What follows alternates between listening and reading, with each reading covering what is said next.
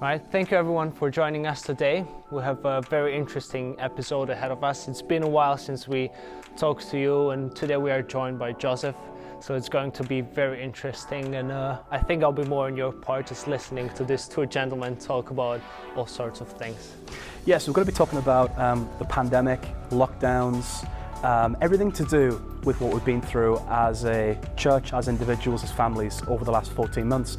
And so I'm going to be asking Joseph quite some questions, who is a public health professional and teaches epidemiology at University Education Standard. And so we're going to go into some questions, and I know it's a hot topic, and I know that we've all got different opinions and views on things, and so we would love to hear your thoughts as well, so feel free to reach out to us as well. But let's start this conversation today.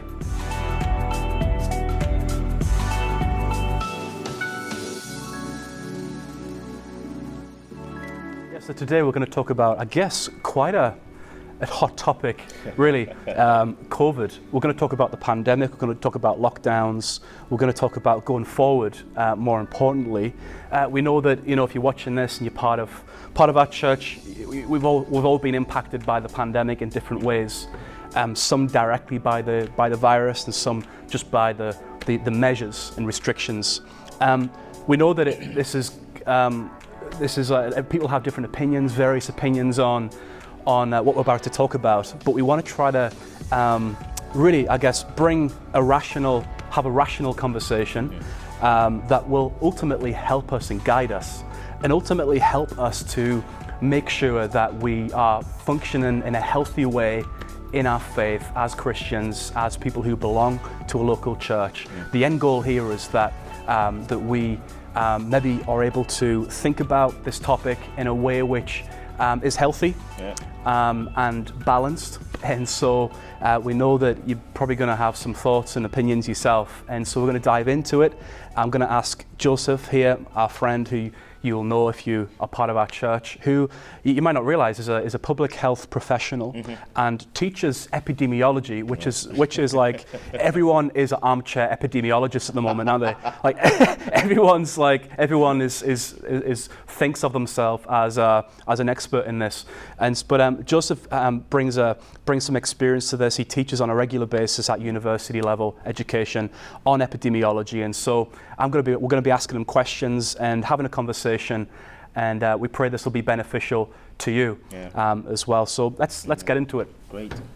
All of us maybe remember in some way, shape or form the words of our Prime Minister, Boris Johnson, on the 23rd of March 2020. He said this, and I quote, "The coronavirus is the biggest threat this country has faced for decades. All over the world, we are seeing the devastating impact of this invisible killer. From this evening, I must give you, the British people, a very simple instruction.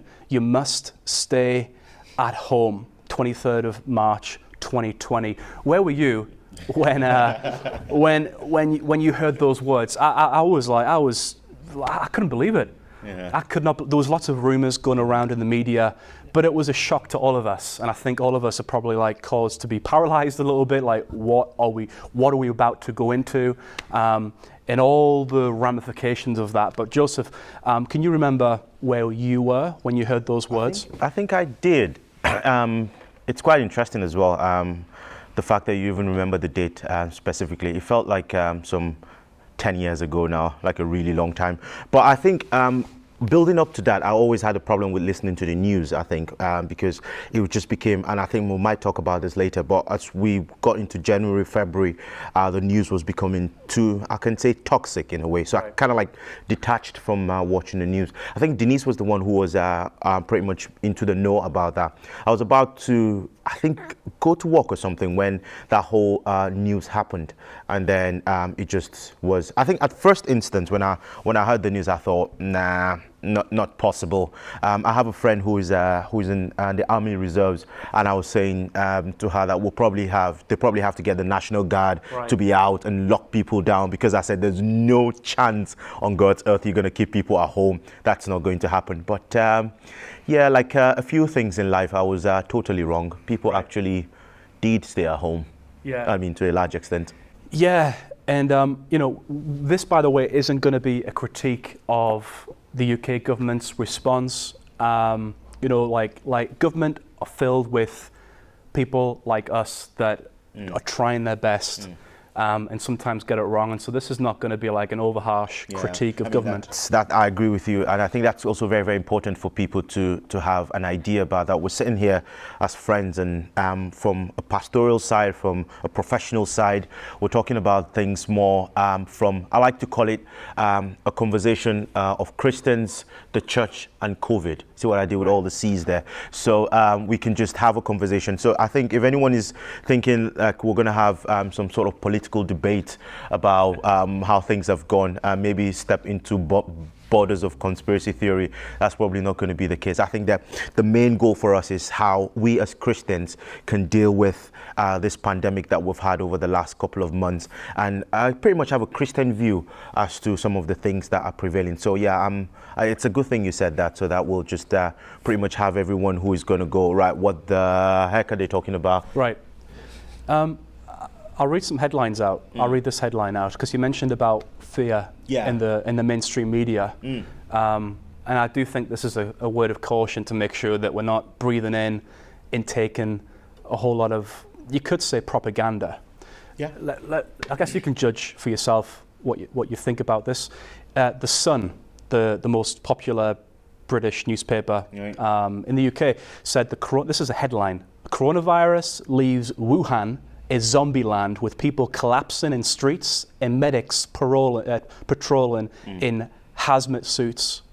And so just that headline alone, coronavirus leaves a well-populated city in China like zombie land.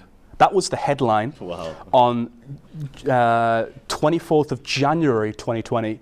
So already the narrative, I would say that's propaganda, that level of it. And there was a perception in Europe coming across from China that this thing was going to be World War Z, Zombieland, Walking Dead, the apocalypse. And I could read a few more up, but how did your, on a professional opinion as well, how did your view of COVID change as the months went on? Because we can't criticize the government for going into the first lockdown. We didn't know what we were dealing with, but as the months went on, it was more and more obvious that it wasn't as bad as as the Sun paper. Yeah, I think that's quite important because a lot has changed as we listen to the news. I mean, this was one of the things. I don't know if any of you saw it, Jonathan. I think there were a few videos trending as well where you were seeing people collapsing in trains and all of that. And I thought, man, this is going to be really bad. So when it came in, but at the same time, I think some people don't remember this because I do remember this clearly, that at the same time there was quite a dismissive approach to it as well. I remember people saying it's just like the flu, don't worry about it, we'll be fine, we have the flu coming every year. And so you had this back and forth conflicting reports about what the virus was actually. On one end you had these people saying this is pretty much going to be the end of the world. On another end of the spectrum, you have people saying, nah, it's just the flu, we'll be fine. So how has my perception changed since then? I think it's just been going up and down as things happen. But one thing we can all agree on is there has been way too much extreme. On one side, people just exaggerating the whole thing and making it feel as if this is the end of the world. And then on another end, which tends to be another extreme as well, people really dismissive of it and saying it doesn't exist. But I think from a personal perspective, I think there was maybe an over-exaggeration at the start of it, which you can forgive in the first couple of weeks because, again, we really didn't know what we're dealing with. But as time went on, I would have thought that the fear approach, in a way, was toned down a bit by the time we started understanding what we're dealing with. But that didn't seem to change. And we can talk about the reasons, but it's not my place to judge people's motives. But you can see that, that has been maybe the change. Yeah, and I guess our government's response, obviously this is a response across the entire world as well in most cases, but UK government's response, I wonder whether you think it's been proportionate to the actual threat of COVID-19. For example, according to Oxford Centre for Evidence-Based Medicine at Oxford University, the average age of death with COVID is 82.3 years, which is one more year older than the average life expectancy in Britain. And then another stat is, it was reported in January 2021 that the COVID epidemic caused excess deaths to rise to the highest level in the UK since the Second World War. Right. That, by the way, was reported in most of our newspapers in January this year. That more people died. You've got to go all the way back to World War II to find the equivalent of excess deaths.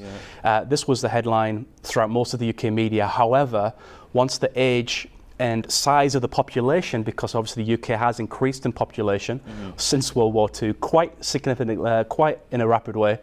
When you bear that in mind, all you need to do is go back to 2008 to find a worse excess death mortality than 2020. And so if you look at the population size and you look at how many people died in a year, all we need to do is go back to 2008 to find a worse excess mortality rate in the population. So that wasn't part of what we heard in the narrative of things. And so what do you think about the government's response in light of some of those stats? Any thoughts? I mean, from a personal perspective, and I'm just going to make it what I think, because again, we cannot be the judge of motives. But there's been a lot of criticism to the government around maybe there was a delayed response to the whole pandemic, and maybe they dismissed the whole pandemic when it came, and when it came to the UK, they were late in putting out restrictions and all of that. So maybe the government was trying to play catch up of some sort. One cannot really say, but you can't deny, I mean, and this is from a very personal perspective, you can't deny that there was you can make a case for a bit of an exaggeration as to what was going on. I mean, we've talked about saying people were turning into zombies, and it felt as if as soon as you walk around on the road, you just see people falling down and dying. But I think one of the things people haven't come to terms with is people die every year. And I think this is one thing that coronavirus has actually opened into people's, brought into people's mind. People move around, but we don't really come to terms with the concept of death. I remember having a conversation with a friend, and then we're talking about this, and I said to them that, do you realize that expected death in the UK is about 500,000 every year? And they were shocked, and no chance. I'm like, yeah, go to ONS and just check it out. And I think you talked about excess death as well. So excess death just simply means, so every year there's always a number of deaths that we expect, all things being equal. Well, generally all things are not anyway, but you expect a number of deaths every year. So when that exceeds that expected death, that's what we refer to as excess death. So we have according to like a 5-year average. Yeah, according to like a 5-year average. So what we found is, so when I said to that friend, I said, you discover that ONS death rate in according to ONS was about 500,000. And I mean, the last time I even checked this, ONS actually said in 2019 there was a lower death rate compared to the previous year. I think that was about 3.something% or something. But I've talked about the statistics not in any way to dismiss the fact that people die, but just to highlight the point that we live in a society where, and I think from a personal perspective, this is one thing that I find, I come from a developing country. I come from a society where people die, and people die a lot. So people die due to accidents, people die to one disease condition or the other. You don't get used to it, but there's a sense of, okay, this is a normal thing in life. But when you come around the developed part of the world, people don't really have that first-hand knowledge of the reality that people actually die. So I think because of that, the government kind of like took an exaggerated approach, you can say, just to make people, well, maybe just take the seriousness of it and not dismiss the whole issue. But again, there's a lot we can unpick from that. But yeah. I mean, 1,600 people on average die every day, right? Globally, it's about 50. Yeah, in the UK, yeah, a lot of people die across the year. You have about 500,000-ish. Yeah. And for a bulk of time last year, we were having daily press briefings, COVID press briefings, and in those, we were getting reminded, how many deaths, how many COVID deaths, but we weren't like the dashboard what wasn't on the dashboard was cancer deaths and all of that. So if we had every day a cancer death briefing, how many people died of cancer this year? Yeah, or dementia, which is the leading cause of death in the UK. The fact that I think it created a tunnel vision of everything's COVID. I feel a little bit unwell. Everything's COVID. To the point where, our perceptions determine our reality. So one survey in July 2020 showed that the British public thought, this is shocking to me, the British people thought, according to this survey, between 6 to 7% of the population had died from coronavirus, about 100 times more than the actual death rate. That would have been, if it was 6 or 7% of the UK population, which was the perception that people had of how many people had died from coronavirus, that would have been 4.5 million people in the UK. Well, that's more than even the estimated global death due to COVID so far. Right. I think it's about 3-point-something million globally. I think one of the reasons why we want to do this podcast, this conversation, is I do believe a lot of people, according to this, have had an irrational fear of coronavirus, to the point where it's just completely not reality. Now, it's not undermined again, we're not undermining what the COVID-19 is, but according to this, there's in people's minds, the perception is it's a lot more serious than what it is. People actually have moved from just being cautious, and I think which is something everyone should be cautious to moving into fear. And we were approaching this from a Christian perspective. The Bible has told us that God is not in any way giving us the spirit of fear, but it's giving us the spirit of love and of sound mind. And I think there's always a problem when we begin to approach things from a kind of fear perspective, which there was no doubt that there was a kind of move to get people. And I mean, again, we can talk about the motive. Are they trying to get people scared so people can take the virus seriously? But nonetheless, you can't in any way deny the fact that there was like a mission to make people really, really fear, and it just spiraled down into some form of irrational fear. I remember saying to Denise one day when we sat down, and she was watching the news, I think, and it was just going on about these people that were dying, and people were talking about family members that passed away, family members that were in intensive care, and all of that. And I said to her, listen, my problem with this is, why aren't we hearing the story of people that also recovered as well? Because you can't just keep giving people one side of the story. Yes, give them that side of the story, but at the same time, some people don't do well with fear. Some people need to know, okay, yes, X amount of people have died, but at the same time, X amount of people have also recovered. Because again, I mean, that's probably one of the biggest problems. But I've just realized that we've been talking for a while, and Jonathan hasn't even said anything. I'm the audience here. That's great. But maybe it's probably a good way to just get your own personal experience as well from it. How did you see it? What was the whole thing about? And maybe like me as well, you come from another country in a way, so you might have like an outside perspective to it. So yeah. Yeah, I think we'll probably get to it of how it was happening in my country as well. It will be interesting to see. But I think, like, media-wise, I'm just wondering, like, what will happen if there will be something as serious as the media presented it now. People won't trust it. If there is like real virus where really like 5% of the UK population will die and will be much worse, like, people lose their trust once they find out that this is how the media scare people, like all the headlines, and then the numbers are actually not that bad. Like, what will happen if there will be a real threat as they presented? So I think it's not good to drag it into extremes, even if the media wanted it, like the motives were good to make people stay at home and like present the seriousness of it. Like, you can't over exaggerate, because the next time there is such a thing, people just won't care. They won't trust media. So I think that's also an issue with it. But I think in my mind it was also back and forth, and I think it was good to listen to different voices, and I think many people made mistake of just listening to one source. When you focus on just these numbers, you easily go into extremes. Some will say like the world is dying. My sister was living in India at that time, and she was literally sending me videos of what the news are sharing there, and loads of fake news of people like falling down the streets, which I noticed right away that it was like a fake. It was a joke that was done like years ago before in Italy, and people were like freaking out what's going on in the rest of the world. So it was, I think, just getting our sources right and like being objective with it. It's so important, and I think that's one thing that we probably should learn from it, that just get our minds and get into the numbers, don't just listen to the narrative that the media present.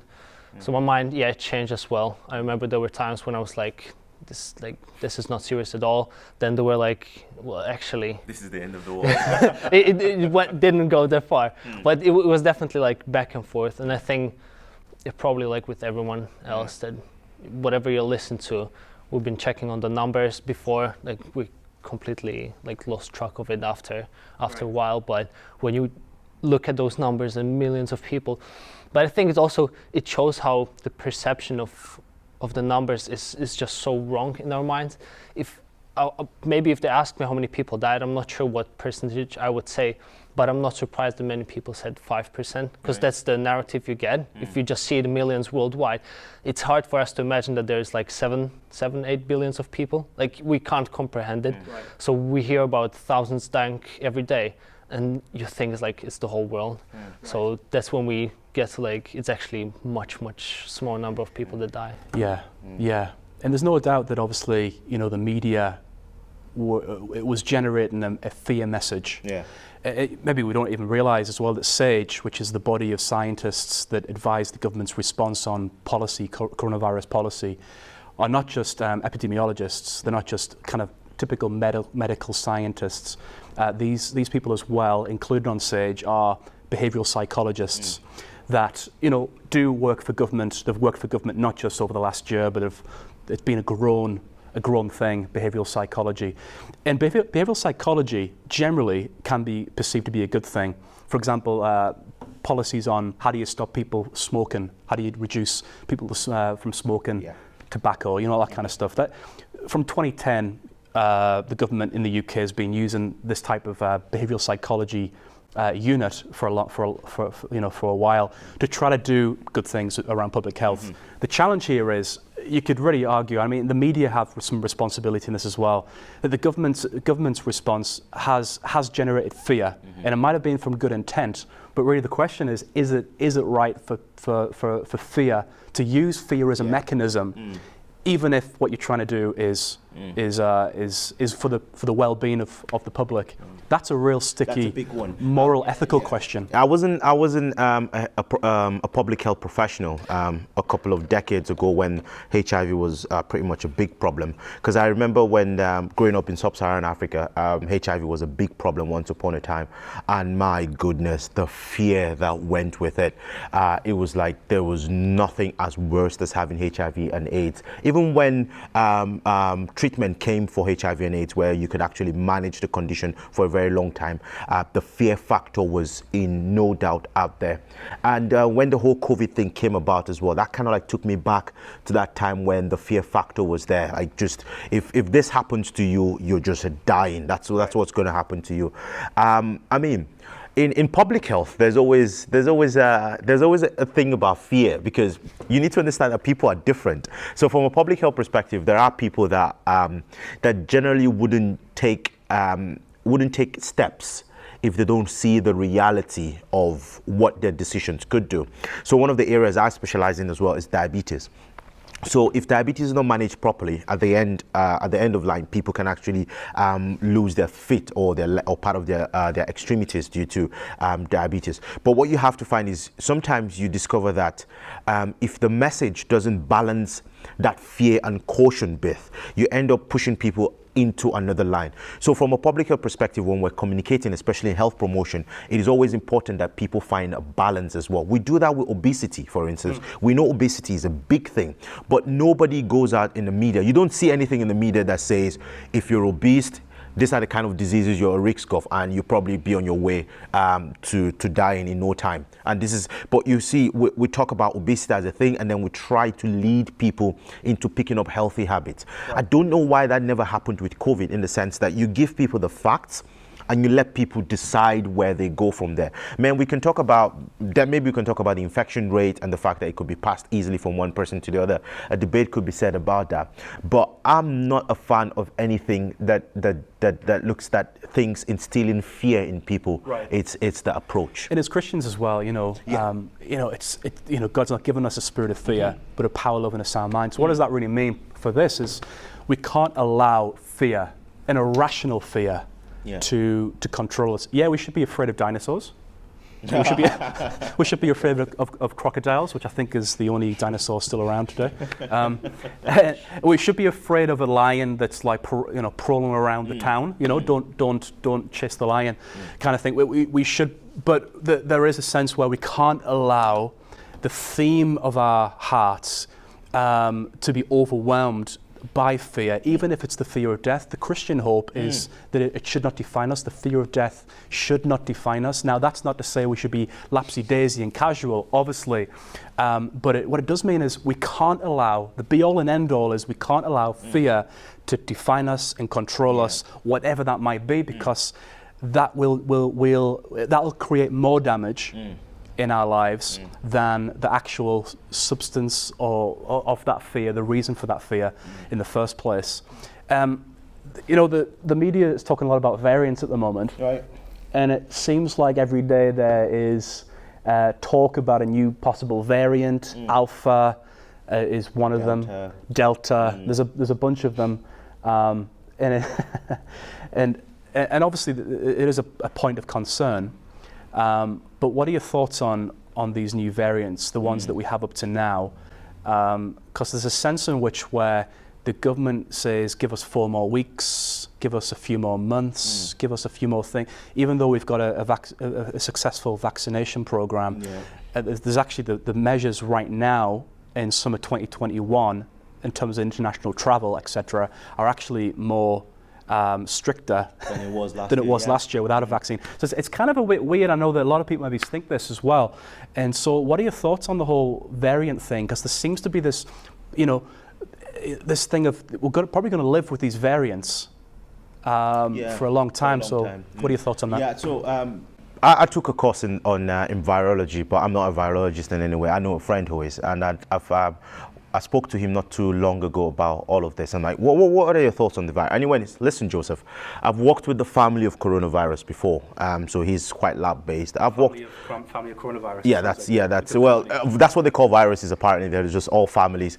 So the coronavirus family of viruses. He said he's worked with them before, which is where the COVID virus, the one we're dealing with, is concerned. And I remember he said, Joseph, listen, we can't do anything about the variants as long as transmission continues. And people continue traveling, people continue to meet with one another, that we're going to have variants. And mutation is a normal characteristic of viruses. And I think he said to me, the way the virus is structured, the structure of the virus is not among one of the most complex viruses you will find. So because the virus is not as complex as other viruses you'll find, say like the HIV virus, for instance, the virus will mutate a lot faster. Right. So unfortunately, this is something we'll have to deal with. We'll always continue seeing variants.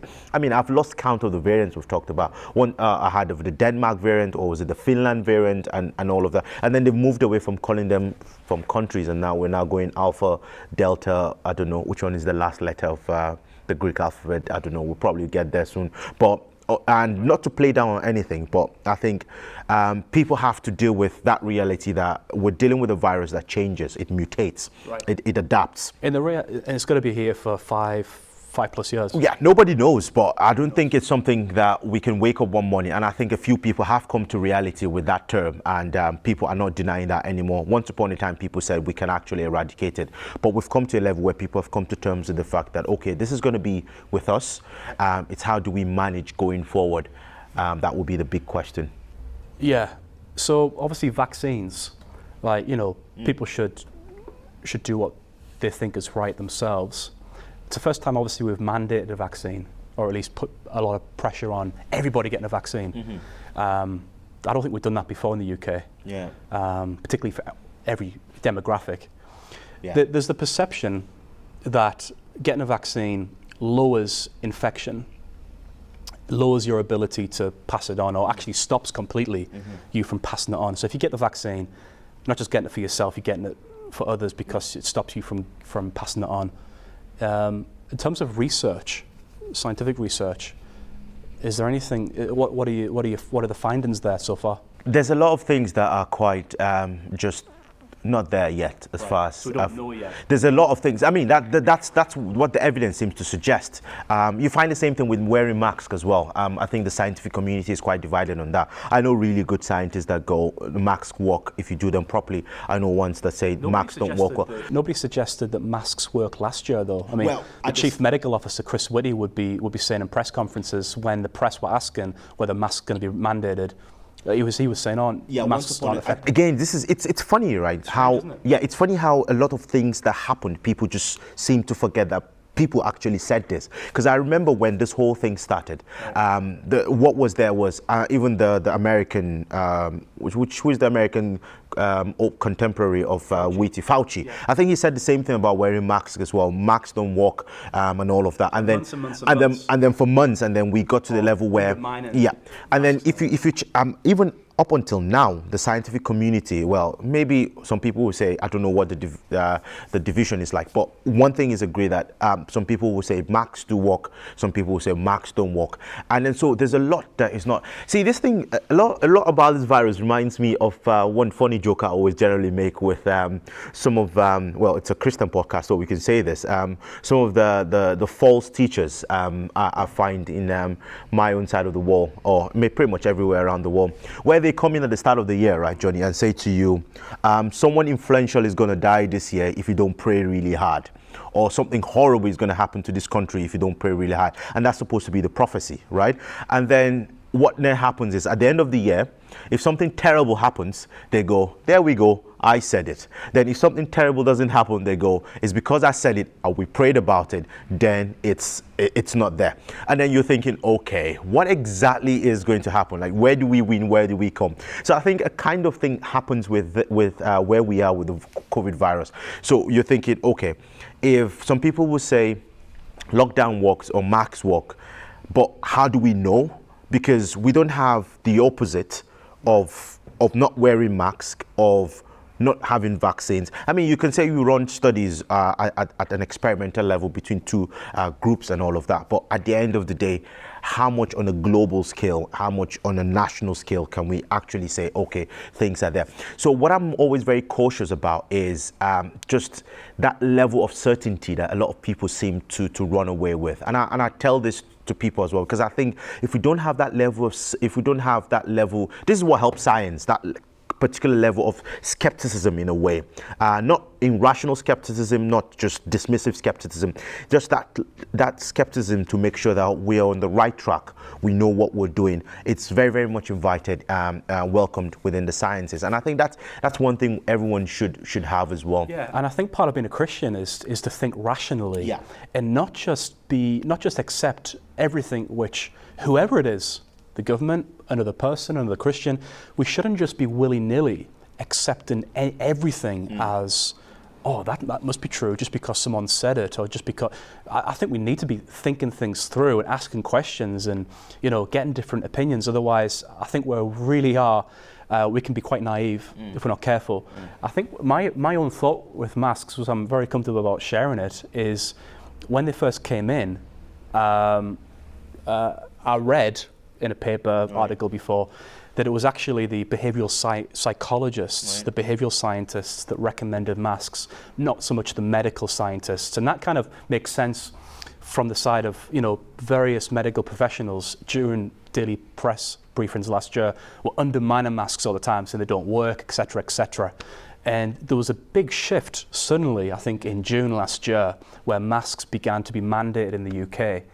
And I think part of that was we were going into summer and we were going into August with the help out and eat out. Right. And I think the government were legitimately concerned about the compliance of social distancing and keeping the rules in place outside of lockdowns, but still heavy restrictions. I think they were concerned that people would just be reckless and infections would spike and going into the winter, etc., they will see a second wave.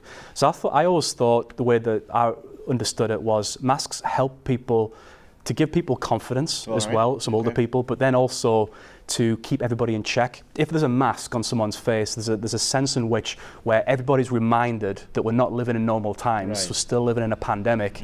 So I always thought, that it was a bit more of a behavioral psychological thing than actually a hard evidence-based medical thing, because there isn't much medical. Yeah, a few data studies on that. have been done. I've read a few studies around it.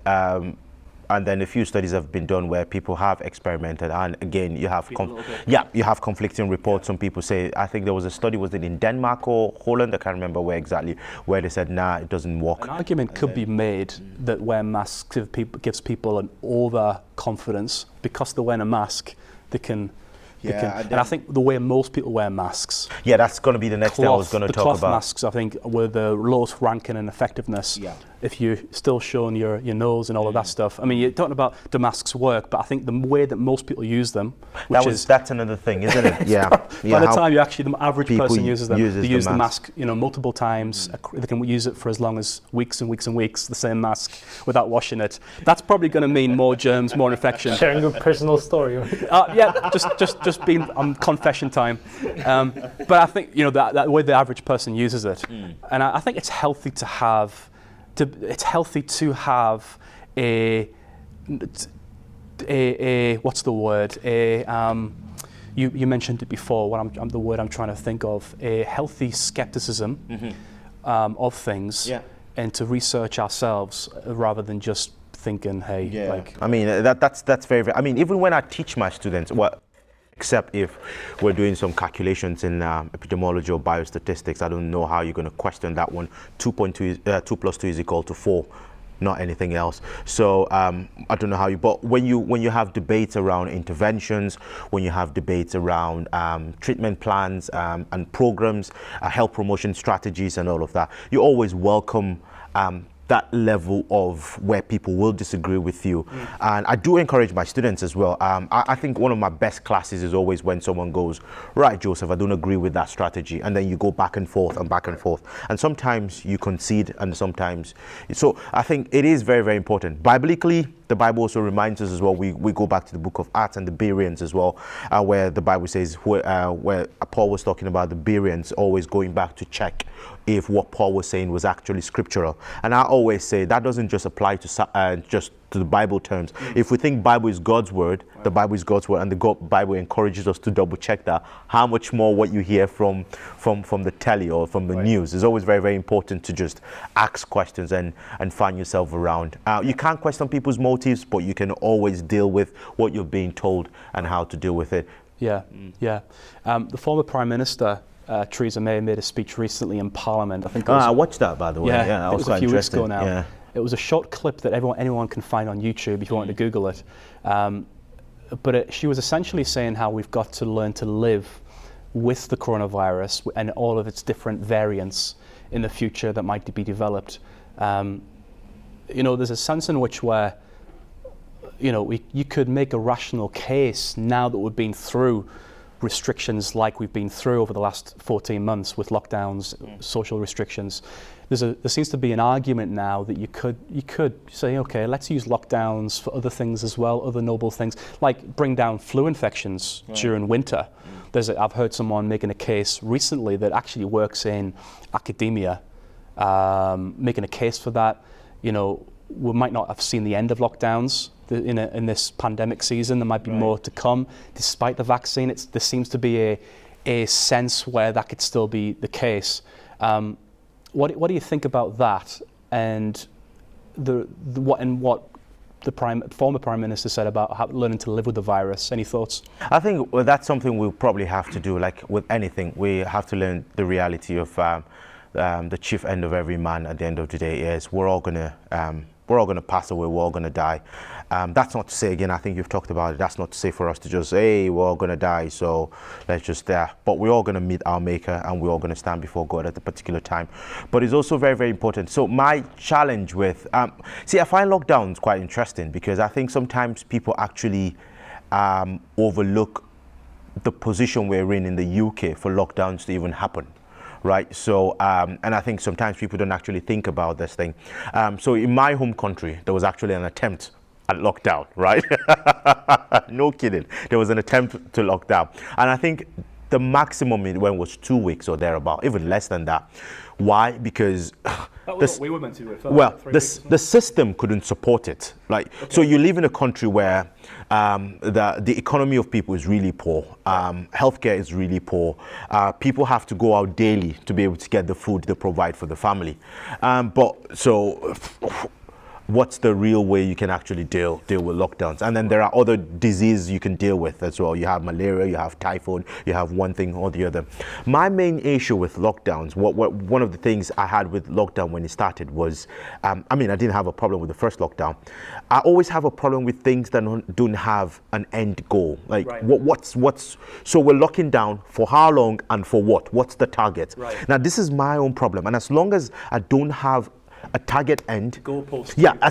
As long as it keeps moving, that's my problem. I remember one time, and correct me if I'm wrong, but I think my memory serves me correctly on this one, where the idea of the lockdown was until we get the vaccines out. Until we get a vaccine, research was going on back then. As soon as we get a vaccine, that will be the end of it. And then it moved to, as soon as we get X amount, and then it moves to. I prefer to see a time where there's a particular end came, right? Okay, this is where if we can get X amount of people vaccinated, then the lockdowns are going to come to an end. But unfortunately, as you've highlighted, and this is quite early days, so as the day goes on, a lot more people will read about this thing. And I've read a few things this morning as well about it, where people are now actually suggesting that lockdowns should now be used for other things as well. But I believe that at the end of the day, there's a level of freedom that people should have, and people should actually make decisions for themselves. Tell people where they are, and people should be the one to run away from with all of that. Yeah. Any thoughts, Jonathan? You probably wouldn't mind lockdowns or something like all day long and everything. Fan of lockdowns? No, not really. I think, there's. I get the reason why it happened, and so for example in Slovakia, it's different health system as well, and our system was handling it really bad, so there was no place in the hospitals for more patients. Right. So what do you do then? Like, what else can you do but a lockdown? Like, the whole system was collapsing. There were other medicals from different countries coming to help out, so it's like different countries had to deal with it differently. But I'm not sure. I think it's scary where it can go, and I think we need to be aware of that. And I don't like the narrative that the media are creating.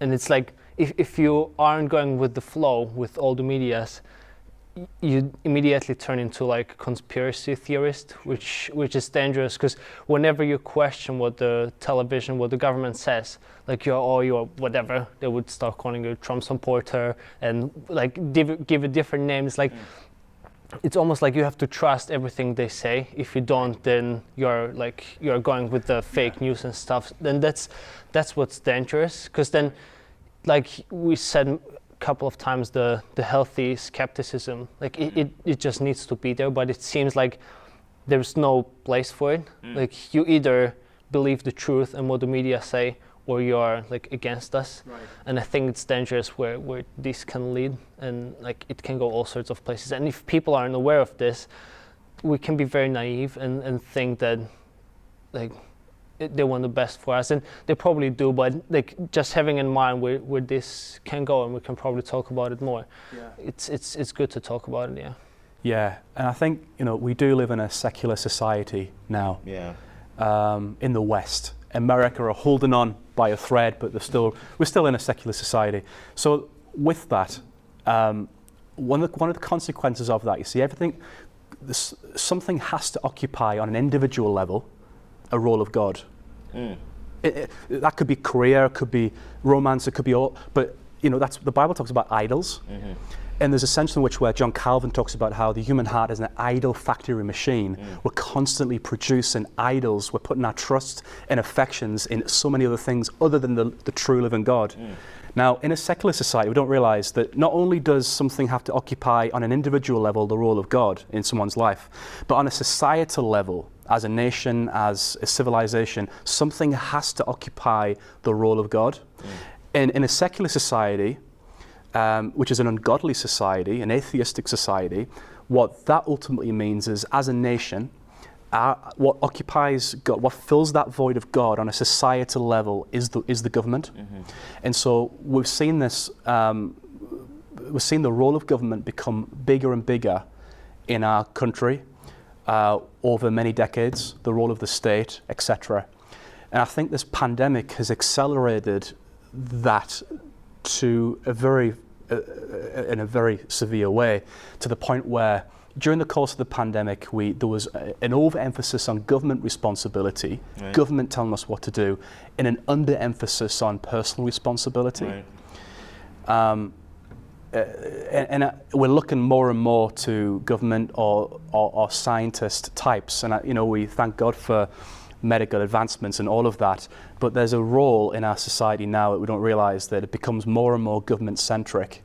And I do think that presents an issue over time. Right. We might look at lockdowns now and think, well, we've been through it, and we probably won't see anything like that again unless there's something comparable or worse than COVID-19. But already in the media, there's talks of lockdowns being used for all sorts of different things, as I touched on before. And that'd be my concern, is the role of government. Since the 19th century, we've seen that advance so much, the Enlightenment. And what that ultimately means for us is that the 20th century was the secular. We're still very young in the secular age. We don't realize, but post the 19th century, we're very much a solid church-going nation, and that was true of Europe in many ways, and it's true of certain places in America now, even though that's changing more and more. And so we're now in a secular age, which is only 150 or so years old, and the secular age presented to us in the West the two world wars. And I think there's a very naive sense where we've learnt the lessons from the First and Second World War, that the secular age will continue to advance and go forward, and there'll be no tyranny, there'll be no kind of particularly in the West, there's just onward and upward. And it's very naive, and I think, although we're not saying that our government at the moment has a tyrannical motive behind it. That's not what I'm saying. But I do believe that this type of overdependence on the government and an underemphasis on personal responsibility does bring us to a point where the tendency towards tyrannical regimes do exist and become more and more likely, like places like China today. And I think we've moved as a society more and more to that. And I think the pandemic has actually given birth to an acceleration of that. And that would be on a civil liberty side, my primary concern about going forward, not being uber critical about what's been done up to now. Definitely some mistakes have been made probably, but we can, that's just the reality of. I think there's a big thing about balancing. Does that make any sense? Yeah, in a loose sense, there's something I think this is definitely within sociology, where you have this whole idea between agency and structure. Yeah. So how much is individual responsibility versus how much is structure? And again, you always tend to find people that will put everything on individual responsibility and say structure has nothing to do with it. And then on another extreme, you have people that say structure is everything and individual responsibility is nothing. Again, I have a problem with two extremes. Right. It just always seems that two extremes are always a problem, isn't it? Sure. You always have to find a balance. So I think what has happened is we've moved away from way individualistic responsibility. Remember those times where if anyone is poor, it's their responsibility. If you're sick, it's your fault that you're sick. Like everything has to be within the individual. And then we started moving away. And then it seems all of a sudden that rather than finding a balance, we're now moving away into a level now where nobody seems to want to take responsibility whatsoever, which is again directly against what the Bible teaches, because we know that the Bible gives us that individual responsibility. We're all going to stand before God. We're all going to give an account of what we've done here on earth. So individual responsibility definitely comes into play. But as you've highlighted, that probably will be my worry, because those two extremes are extremes that no one wants to actually get into. Yeah. And you can, if you've looked at civilizations in the past, the Roman civilization, the Ottoman Empire, I think it's it will have to be, you either have to be, one of my colleagues doesn't like the word ignorant, but I think you either have to be either ignorant or really arrogant to think that you can never get to a time. I mean, once upon a time, right, no one would say that. Someone is going to say everyone stay at home and everyone will stay at home, right? No chance that's going to happen. I have friends that I remember some of my friends, right, that said, nah, there's going to be a riot, like they will have to get the National Guards out. There's no chance that's going to happen in the UK. What? Stop playing football? What? Stop going to the cinema? Stop going to the pub? No chance, Joseph, that's going to happen. Hey ho, where are we now? So, but again, I think if we have an end game, if we know where we're going to, if we know, okay, this is why we're having a lockdown because this is what we want to achieve, this is how long we intend to, and that's it, then we're fine. But because, as you said, the goalposts keep shifting, my concern will be how far can it go? And I think you have to be very, very naive, as you said, to think it can go really far. Right. I think it's also like we see the godly men in the Bible fail, like David, for example, and so on. And we expect the people who don't have really moral basis in the Bible where it comes from, like literally the society isn't able to define why human lives matter. Like they know it does, but what do they base it on? Well, why should we care about? Why do we value human lives? And then those people in the highest positions, like, can atheists be good moral people? Of course they can. Yeah. But if we put them into the highest position, we saw it with the biggest celebrities, like there was always a fall, there was always something else. Like if you have too much power, and we talked about this before as well, like Jesus is going to be the ultimate king. Like no one else can handle the kind of control and like being in the place of ruling over everything and everything making right. Like if we count too much on the governments and on humans, like there is always going to be something wrong. That's just how it is. An Orthodox Christian teaching tells us about original sin. And we can, again, because we live in a secular age, even as Christians, we can have secular ideas wash over us. And we can almost believe the naive lie that human advancement, the human nature has progressed beyond ancient times. So the 20th century was 100 years ago. That was 100 years ago. We've learned so much now. We've got all these international institutions in place, like the UN. Like we're never going to see a world war like that again. And you go back even further and further and further. But really what you see there is human nature expressed all the way through the centuries. And just like Solomon says, there's nothing new under the sun. And we all have, there's original sin. And we all have a bent towards evil, effectively. And so when a society begins to become more and more secular, which is where we are, we can buy into this enlightenment lie that came from the French Enlightenment, that somehow human character and morality has advanced and was somehow better than the people in the Roman Empire, when really nothing. We still got a sin nature. We're gonna lean towards like tyrannical means, fulfilling what's in our hearts, not caring about individuals.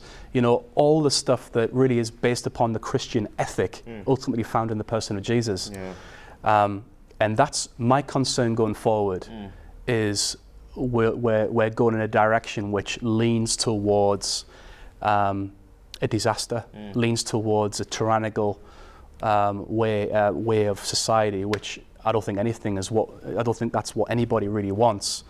But sometimes not thinking can sometimes lead us down that road. We have to be careful to say we can't reach anywhere. I think, which is very, very good, and I think is a very true point. What was it? You're probably going to correct my pronunciation here. One of my favorite authors, the Guillard of Archipelago, Alexander. I always keep Chauvinesky or something. That's his surname. He said something. At Jonathan because he's Russian. Yeah, well, I'm not even Russian. You're kind of like. It's all USSR. That's the joke I always keep telling him. It's all one place. But anyway, so he said something just to highlight what you've said. He said, you can't separate people into good and bad. You can't separate, and I think the same works for government as well, because that's what government is. You can't separate government into good and bad.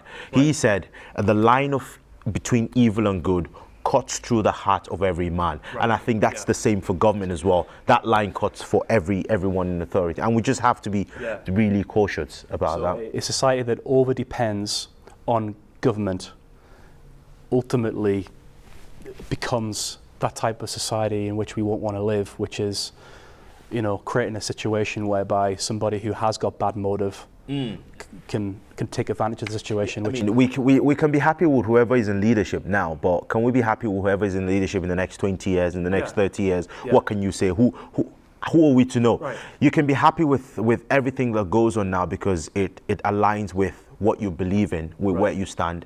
Who is to say that in the next couple of years it's not going to go against what you say? And our traditional Western idea of freedom comes from a Christian framework of the scripture. You know, God said about Adam, it's not good for man to be alone. And so obviously he put Eve alongside Adam. And we can't exist in a vacuum of isolation. And I think that's been the hardest thing, from a church perspective, from church community, connect groups not being able to meet, but just as a general principle of relationship, it isn't right to perpetually create a precedent whereby relationships in community is regarded as non-essential. I think just theologically and as a society, we're either free or we're not. There's not a little bit of free and a little bit of tyranny. We're either free or we're not. And an over-dependency upon government does reduce civil liberties to the individual. And things that are part of human life, again, we don't exist in a vacuum. I know who I am. I self-identify, but then I discover more of who I am in relationship with others. So, do you know, like, people bring out different parts of you, and we are relational beings. Yeah, we are. We're not meant to exist in an isolated state. And so, again, I don't think the government's being intentional with this, but so relationships, Christian community, all the stuff that we're doing that we're actually commanded to do in Scripture has been classed as non-essential. Or just have the internet instead. Yeah, and I think it's also because, well, what has been said is it's going to be temporal. It's not long, and I think that's one of the major challenges that has come with it. That this is just going to be for a while. A year of restriction is enough to say, you know what? Well, some people will say to you, hopefully I'm not playing the devil's. Well, I don't know, but some people will say to you, well, a year is fine, if that's all we need for us to be okay for the next 10, 20 years. But forgetting again, and I think this goes back to the whole concept of death, doesn't it? The whole idea that as humans we don't. I mean, someone can say to me, we can put everything down for the next 1 year, and my question will be, how do you know I'll be here next year?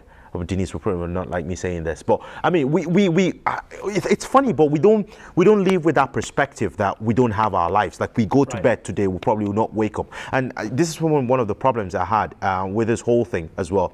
I mean, you find people that were in age 90s and all of that kept not seeing their great grandkids, not seeing people they love, and I'm thinking, okay. What's the goal here? Like, so the guy that he's 95 will live another extra 5 years or an extra 10 years, and he's going to sacrifice. Like, what's the guarantee that?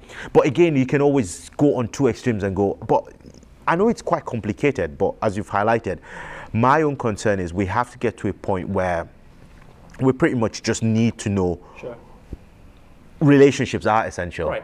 And Christian character is shaped in community.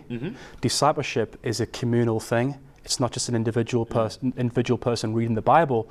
That's great, but it also is shaped by community. I know a number of people who they would admit their faith has declined in their walk with God over the last year, simply because being in the room and not being able to be around other Christians has had a detrimental impact on their ability to follow Christ. The devil always pounces upon us in isolation. Pajama Christians. Right. That's a new thing, apparently. And so my basic encouragement to anybody, if you're part of church, I mean, I'm not a scientist, like Joseph's more into that area than me. I'm just Johnny. I'm just church leader. I'm just a pastor. But I would encourage you to, as we move forward, just take personal responsibility. Be careful. Be sensible. Be wise. Be loving. Be considerate towards others with different opinions, etc. But at the same time, it's such a priority. It's such a priority to be planted in the house. Yeah. And when I'm talking about going forward now. I'm not saying anything against anybody that's just been watching online so far, church online, etc. I commend you for still engaging in church online. But if that's a choice going forward, I'm just going to stay in church online. That's not really part of when we're just online. We're not bringing our whole selves. You know what? Like even meeting someone on Zoom, you're not really meeting them. I just had a relationship with somebody. That sounds weird. I had a relationship with somebody that was just a Zoom relationship. Amy knows about it, by the way. And it's not a woman, actually, it's fine. And he was a new Christian in church, and we met. That doesn't mean it's any different. And it's a new Christian in church. It's a new Christian in church. And that might be worse, actually. And I only knew him in our Connect group on Zoom. Right. But when I eventually met him 6 months later in person, you know what he said? He said, "It's finally great to meet you." Because we just know that if it's not embodied. And so Romans 12, in view of God's mercies, present yourself as a living sacrifice. We can't do that virtually because you're not bringing your whole self to the table in terms of contribution, in terms of being there. And so that's my thing going forward is let's, to the best of our ability, be engaging as much as possible in physical community as we roll more things out. You can't take the physical away. Because the virus is not going away. Everyone's had an opportunity to get vaccinated. Yeah, vaccines are there as well. Yeah. And so whatever building back better means, I've got no clue what building back better means. That's the thing about everyone's got a different idea of building back better. That's another kind of one we don't want to start, Johnny. But let's build back freer and build back more mature and build back in terms of our faith and build back more passionate and all of that stuff. And any last thoughts before we land the plane? We've been about 60 minutes. Yeah, it's been a long one, wasn't it? Yeah, I think I would just love to hear maybe from you as well, if we can finish maybe on it, some kind of positives or lessons learned from this as well, just to conclude, because there was definitely something good coming out of this as well, and I think we'd agree that God wasn't surprised by it, and He has His plan with it as well. Yeah. We talking about online church, we saw also a lot of positive things with it, a lot of people who wouldn't come to church normally joining us online. So there's definitely something positive coming out of it, not to dismiss all the things that we said before. Well, exactly what you've done with the team as well with Church Online. We weren't doing Church Online before the pandemic, so that's one good thing that we are going to be keeping in some way, shape or form. Not to be there as a substitute, but be there as a vehicle for more people to be part of the service and more people to be reached, etc., in the hope that they will come physically as well. But Church Online is one of the good things. I think we've learned some new skills, haven't we? And we've done some new things because of that. And so that's been a really good thing. I think it's been a reminder to me about the importance of relationships, and staying connected, whether that be just online, if that's all you can do. But now the option's there for physical. It's been really good to be part of things physically, and it underlines to me the importance of how discipleship and community is. It's in the tangible, it's in the face to face, and that's given me a fresh appreciation for that. Yeah, I've once used this illustration a couple of months ago about reading God's word and listening to other external sources for God's word, and I think it will also walk in handy here. Takeaways versus your real meal. So Church Online could be a takeaway. So once in a while you can have that as a treat of some sort, not on Sundays, just maybe during the week, and then the proper meal will be coming physically to church as much as you can.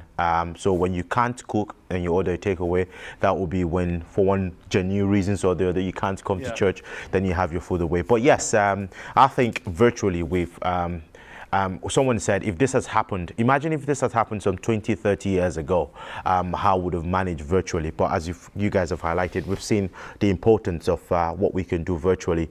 But I think it's important to understand that it's not coming in as a substitute in any way. It's coming for a time. It's helped us through a season, and we've talked about what that season was like, and we can agree and disagree on some of the dynamics of that season. But it's coming in a season, and I think as things are happening, as more people are getting vaccinated, we're moving out of, we're easing the lockdown bit by bit and all of that.